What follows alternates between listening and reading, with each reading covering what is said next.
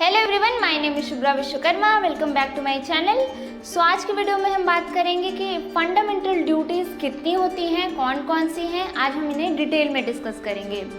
So last video में हमने fundamental duties से रिलेटेड कुछ फैक्ट्स डिस्कस किया था, इंटरनल इमरजेंसी डिस्कस की थी, 86 constitutional amendment, 42nd constitutional amendment discuss किया था। So let's start with first fundamental duty. Our first fundamental duty is to abide by the Indian Constitution and respect its ideals, institutions, the national flag and the national anthem.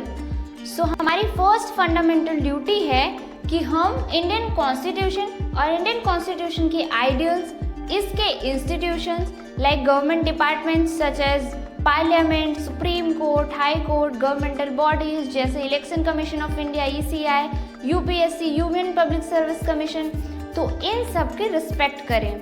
साथ ही national flag and national anthem की भी disrespect ना करें। सो आप तो यही सोच रहे होंगे कि ये तो मोरल ऑब्लिगेशंस होती हैं, फंडामेंटल ड्यूटीज़ नॉन एनफोर्सेबल भी होती हैं, तो आप चाहे इन ड्यूटीज़ को माने या ना माने, तो ये आप गलत सोच रहे हैं। अगर supreme court, high court, parliament जैसे इंस्टीट्यूशन की रिस्पेक्ट नहीं करेंगे तो आप पर केस हो जाएगा, क्योंकि इसके लिए एक लॉ इनैक्ट किया गया है जो कि है prevention to insults of national honour act 1971। Yes, fundamental duties moral obligations तो होती हैं, लेकिन अगर पार्लियामेंट इससे रिलेटेड कोई लॉ पास कर दे तो इन ड्यूटीज़ को फॉलो करना मैंडेटरी हो जाता है और फॉलो ना करने पर पनिशमेंट भी दी जाती है। इसका मतलब यह है कि अगर कोई इंडिविजुअल नेशनल फ्लैग या फिर नेशनल एंथम या फिर गवर्नमेंट इंस्टीट्यूशंस की रिस्पेक्ट नहीं करेगा तो उसे prevention to national honour act 1971 के तहत पनिशमेंट दिया जाएगा। Article 51A sub clause A से रिलेटेड दो इम्पॉर्टेंट केस लॉज हैं। So the first one is Bijoy Emmanuel versus state of Kerala case and second है Shyam Narayan Chouksey versus union of India case. तो first Bijoy Emmanuel versus state of Kerala case को national anthem case भी कहा जाता है। सो इसमें सुप्रीम कोर्ट ने अपने जजमेंट में कहा था कि अगर कोई इंडिविजुअल अपने रिलीजन या बिलीफ के बिहाफ पर नेशनल एंथम सिंग नहीं करना चाहता तो वह article 51A sub clause A के डेरोगेटरी नहीं होगा। और दूसरे केस में Shyam Narayan Chouksey versus union of India case में सुप्रीम कोर्ट ने कहा था किसी भी थिएटर में मूवी प्ले करने से पहले नेशनल एंथम प्ले करना मैंडेटरी होगा और सभी को स्टैंड अप पोजीशन में भी रहना होगा, बट एंथम को सिंग करना डिस्क्रेशनरी हो सकता है। सो इस तरह से कुछ फंडामेंटल ड्यूटीज़ ऐसी हैं जिन्हें फॉलो करना मैंडेटरी है, जो कि हैं A, I, G and K। So इन 4 फंडामेंटल ड्यूटीज़ को फॉलो करना मैंडेटरी होता है, अदरवाइज आपको पनिशमेंट दी जाएगी। So second fundamental duty is to cherish and follow the noble ideals which is inspired national struggle for freedom. So हमें उन आइडियल्स को चेरिश एंड फॉलो करना है जिन्होंने फ्रीडम स्ट्रगल में इमेंस कंट्रीब्यूशन दिया था, जैसे हो गए महात्मा गांधी, सुभाष चंद्र बोस, भगत सिंह। सो इन सब की भी हमें डिसरिस्पेक्ट नहीं करनी है। So the third fundamental duty is to uphold and protect the sovereignty, unity and integrity of the India. And fourth है to defend the country and render national services when called upon to do so. So the fifth fundamental duty is to promote harmony and the spirit of common brotherhood amongst all the people of India and to renounce practices derogatory to the dignity of women. And fifth है value and preserve the rich heritage of country's composite culture.